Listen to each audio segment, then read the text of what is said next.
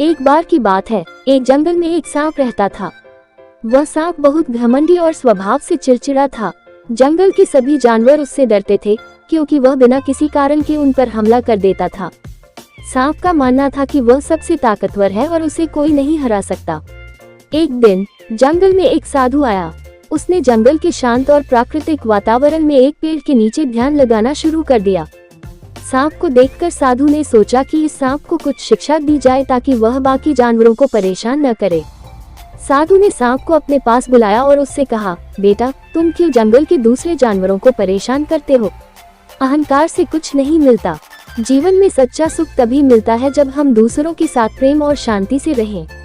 सांप ने साधु की बातों को ध्यान से सुना और उसके मन में परिवर्तन आने लगा। उसने तय किया कि अब से वह किसी को नहीं डसेगा और सभी के साथ शांति से रहेगा। साधु ने उसे आशीर्वाद दिया और वहां से चले गए। सांप ने साधु की सीख को मानते हुए किसी को भी डसना बंद कर दिया। अब जंगल के सभी जानवर उसके पास आने लगे और उसे तंग करने लगे।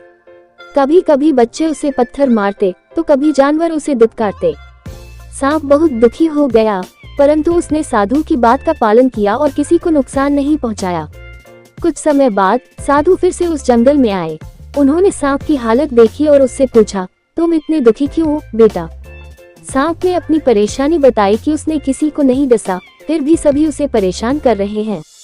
साधु मुस्कुराए और बोले, बेटा, मैंने तुम्हें डसने से मना किया था, फुफकारने से नहीं। जब कोई तुम्हें तंग करे तो फुफकार दो ताकि वे डर जाएं और तुम्हें परेशान न करें। सांप को साधु की बात समझ में आ गई। इसके बाद जब भी कोई उसे परेशान करने आता, वह जोर से फुफकारता, जिससे सभी उससे डरकर दूर चले जाते। इस प्रकार सांप ने साधु की शिक्षा का पालन करते हुए अपना जीवन शांति से बिताया। कहानी की सीख, हमें बिना किसी कारण के किसी को नुकसान नहीं पहुंचाना चाहिए, परंतु जरूरत पड़ने पर अपने आत्मसम्मान की रक्षा करना भी आवश्यक है।